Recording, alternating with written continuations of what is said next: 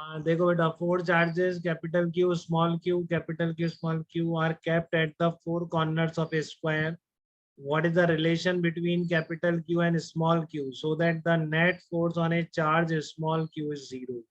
तो इस तरह से चार्ज भी सब पॉजिटिव मान लेंगे, कुछ मेंशन नहीं करा है इसमें, सारे पॉजिटिव मान लेते हैं. ठीक है, तो ये सारे चार चार्जेस हैं आपके स्क्वायर के कॉर्नर्स पे रखे हुए हैं. तो आपको Q और स्मॉल q का रिलेशन देखना है जिससे कि आपका net force on charge small q zero हो.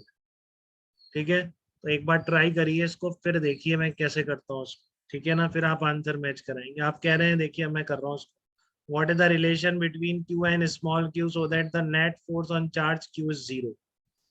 ये आपका चार्ज पार्टिकल स्मॉल क्यू है, आपको इस पर पहले फोर्सेस देखो आपको क्या है, इसके कारण क्या होगा. ठीक है ना, मान लेते हैं सब पॉजिटिव है, तो ये इधर रिपल. अच्छा ये बात देखो आप एक बार, हाँ एक बार देखो आप ये चीज कि अगर मैं बोलूं कि इस पर क्यू इसके कारण तो हमेशा रिपल्सिव फोर्स लगेगा, पॉजिटिव नेगेटिव कैसा भी हो. ठीक है ना, तो स्मॉल क्यू के कारण तो पक्का फोर्स इधर ही जाना है. क्लियर है बेटा, इसके अपोजिट. ठीक है ना, इसके लाइन ज्वाइनिंग के अपोजिट जाना है, और कोई डायरेक्शन हो ही नहीं सकती. स्मॉल क्यू के कारण क्यू पर फोर्स की डायरेक्शन यही होगी. अब मैं कह रहा हूँ कि अगर ये भी इसको रिपल करेंगे तो इनकी डायरेक्शन इधर और इधर नहीं आ जाएगी. तो क्या फिर इन फोर्सेस का सम जीरो हो पाएगा? हो ही नहीं सकता, इधर है, इन दोनों का रिजल्टेंट भी कुछ इधर ही आ जाए. तो इसलिए आपका एक चीज तो क्या क्लियर हो गई इससे, small q and q must be of opposite sign. बताइए ये बात क्लियर हो रही है क्या? Small q and capital q must be of opposite sign, तभी ऐसा पॉसिबल है कि इस पर स्मॉल क्यू पर नेट फोर्स जीरो हो जाए. क्योंकि ये तो आप समझ लो कि स्मॉल क्यू पॉजिटिव नेगेटिव कुछ भी हो, ये तो सेम चार्ज है, रिपल करेंगे तो इसके कारण डायरेक्शन इधर आएगी. इनमें भी अगर रिपल्जन हो जाता तो फिर ये कैंसिल ही नहीं हो पाता. ठीक है ना, तो इस चीज का ध्यान रखेंगे. अब जस्ट आपको मैग्नीट्यूड लिखाना है, रिलेशन इनके बीच माइनस क्यू का टर्म में लिखा जाएगा. इससे कुछ आएगा, small q equal to minus some constant into q, ऐसा आना चाहिए. क्लियर हो गया कि इन पे चार्ज क्या होगा आपका, अपोजिटली चार्ज होगी. अगर ये पॉजिटिव है तो ये नेगेटिव, ये नेगेटिव है तो ये पॉजिटिव. अब आपको जस्ट मैग्नीट्यूड निकालना बचा है, तो मैग्नीट्यूड के लिए आप फोर्स बैलेंस कर दें. ठीक है ना, आपको पहले ही बोला स्क्वायर है, तो ये आपकी ये साइड ए हो जाएगी, ये डिस्टेंस रूट टू ए हो जाएगी. इन दोनों के बीच रिपल इस डायरेक्शन में फोर्स लगेगा, और मैग्नीट्यूड सेम होगा. तो लेट्स से इसको एफ और एफ बोल देते. तो 90 डिग्री पर है, एंगल सेम फोर्स है, इसलिए एंगल बाई सेक्टर के अलॉन्ग ही आएगा रिजल्ट. ठीक है ना, तो ये फोर्स आपका ड्यू टू क्यू है, और ये इन दोनों चार्ज पार्टिकल्स के कारण लगेगा. इनका रिजल्टेंट रूट टू एफ है. तो force due to small q किसको बैलेंस करेगा? रूट टू इंटू एफ को बैलेंस करेगा. ठीक है, क्लियर है बेटा, इतनी बात समझ में आई आपको? पहली बात क्या है इसमें कि इन दोनों चार्ज पार्टिकल्स के साइन अपोजिट होंगे, they must be of opposite sign. Force applied by these two charge particles must be in that direction to balance this force applied by this small q charge. And the magnitude कैसे निकालें वो आप लिख सकते हैं Coulomb's law से, k q q upon a square, और इन दोनों का रिजल्टेंट रूट टू एफ इस डायरेक्शन में आ ही जाएगा, क्योंकि देखो सेम मैग्नीट्यूड के हैं. तो रिजल्टेंट एंगल बाई सेक्टर 90 का एंगल बाई सेक्टर 45 डिग्री, तो डायगोनल के अलॉन्ग ही आएगा.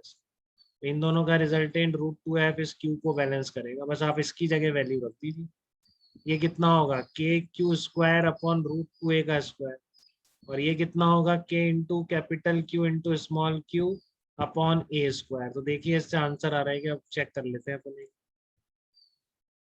ठीक है ना, एक बार हम लिखा हुआ मेथड और देख लेते हैं इसका क्या है. देखो आप F1 कितना आ गया? K Q square upon root two d square, और इनकी वजह से कितना आ रहा है? K q upon d square. Clear है बिल्कुल सबको? तो आप नेट फोर्स बैलेंस करके क्या बोल सकते हैं? F1 equals to root two F. तो वही इक्वेशन जैसा मैंने आपको कहा था कि ये वाला F1 रूट टू एफ से बैलेंस हो जाएगा. तो यहाँ से कट कटा के डी भी कट जाएगा, और कैपिटल क्यू और क्यू में रिलेशन आएगा. But as we said, the small q and capital Q must be of opposite sign, so this will be more appropriate option. अगर चार ऑप्शन में कहीं माइनस है तो माइनस वाला will be considered as right answer. Okay बेटा, क्योंकि इनके साइन अपोज, अब सारे ही प्लस में लिखे हुए हैं तो फिर ऐसा ही है, बस फिर ये आपको कंफ्यूज नहीं करेगा सर. ठीक है ना, केवल मैग्नीट्यूड वाइज पूछ रहे हैं. बट आपसे कैपिटल क्यू स्मॉल क्यू का रिलेशन है और कहीं माइनस ऑप्शन है, तो this will be more appropriate answer, because ये आपको बता रहा है कि small q and capital q both are of opposite sign. कोई दिक्कत बेटा किसी को इसमें? चलिए तो हम नेक्स्ट प्रॉब्लम देखते हैं। टू आइडेंटिकल पिथ बॉल मतलब प्लास्टिक बॉल्स होती हैं, इंसुलेटेड बॉल है। Each of mass m in charge q are suspended from a common point by two strings of equal length. एक ही पॉइंट से इनको सस्पेंड कर दिया है, ठीक है ना। इस तरीके से चार्ज बॉल्स हैं तो इनमें रिपल्सन हुआ, तो इस तरह से कुछ इक्विलिब्रियम होगा। बहुत ही स्टैंडर्ड प्रॉब्लम है और आता रहता है मीन्स। अभी 2 फरवरी के अटेम्प्ट में इस तरह का क्वेश्चन था। To find out charge q in terms of given quantities if the angle between the string is 2 theta in equilibrium। दोनों स्ट्रिंग के बीच आपको एंगल दे रखा है, देखो, ठीक है ना। इस तरह से इक्विलिब्रियम में आ रही है, तो 2 थीटा आपको charge given in the given Q निकालना है। तो आप कैसे करेंगे? देखो, आप एक को पकड़िए, उसका एफबीटी ड्रॉ करिए। इन दोनों में रिपल्सिव हो रहा है, रिपल्सन लग रहा है, ठीक है ना। स्मॉल बॉल्स पॉइंट चार्ज की तरह ट्रीट कर रहे हैं। आपको वैसे भी प्लास्टिक बॉल्स का है, तो इंडक्शन की भी कोई पॉसिबिलिटी नहीं है, ठीक है ना। इंडक्शन यूज चार्जेस नेग्लिजिबल मान सकते हैं। तो देखो, इनके दोनों के बीच रिपल्सिव होगा, तो इसको सिस्टम लो। इस पर फोर्स कौन कौन से लगेंगे? एफबीटी ड्रॉ करेंगे। इसका ये रिपल्सिव फोर्स, इलेक्ट्रिक फोर्स, ये इसका वेट हो गया, और ये टेंशन फोर्स हो गया, ठीक है ना। अब इस बॉल के इक्विलिब्रियम में होने के लिए जैसे इस पे करा है, इससे देखो, इसे एफ हो गया आपका, ये वेट हो गया, टी हो। अब क्या करोगे? इस टी के कंपोनेंट कर लो, दोनों रेक्टेंगुलर कंपोनेंट, सबको आते ही 11th में खूब पढ़े सबने, ठीक है। ये टी है तो ये कितना आ जाएगा? टी कॉस थीटा आ जाएगा। ये कितना आ जाएगा? T sine theta. अब बस फोर्स बैलेंसिंग इक्वेशन लगा देंगे इस पे।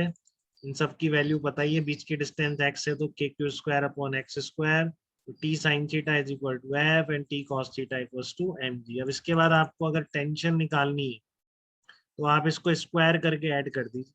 देखिए, आप इसको स्क्वायर करके ऐड करके टेंशन भी निकाल सकते हैं। बहुत ही स्टैंडर्ड टेक्निक है कि आप स्क्वायर करें इसको। T square sine square theta equal to F square, इस तरह इस वाले को करें आप, तो क्या आएगा? T square cos square theta equal to m square g. Add कर दीजिए, तो cos square theta plus sine square theta 1 होता है कि? तो आप इसको ऐड करेंगे तो 1 आ गया। ये आ जाएगा F square plus M square G square. तो अगर टेंशन अननोन है तो आप ऐसे टेंशन निकाल सकते हैं, बट यहाँ पर आपसे एंगल पूछा है तो आप डिवाइड कर देंगे इसको, टेंशन एलिमिनेट हो जाएगी और आपके पास थीटा निकल के आ जाएगा, ठीक है ना। टेंशन फोर्स एलिमिनेट हो गया, डिवाइड करते ही टेन थीटा आया, और यहाँ से आपका ये थीटा निकल के आ गया। एक्स की वैल्यू भी हटाना चाहते हैं तो एल की टर्म में डाल सकते हैं, कोई दिक्कत नहीं। देखिए, आपको शायद एक्स भी नहीं गिवन है, एल और साइन थीटा, तो यहाँ एक्स नहीं गिवन है, तो x equal to l by two sine theta, ठीक है ना। देखो, एक्स बाई टू, ये एल एन, ये हो गया एल कॉस थीटा, ये एल साइन थीटा हो। तो एक्स बाई टू की जगह आप क्या लिख सकते हैं? L sine theta. तो X two L sine theta आ गया, यहाँ पर रख देंगे वैल्यू को, तो क्यू स्क्वायर आएगा, और इसको सॉल्व करेंगे तो चार्ज निकल के आ जाएगा, ठीक है। तो यहाँ तक किसी को भी दिक्कत तो वो बताए मुझको, ठीक है। उसके बाद हम नेक्स्ट प्रॉब्लम पे चलेंगे। बोलिए बेटा, कोई डाउट यहाँ तक?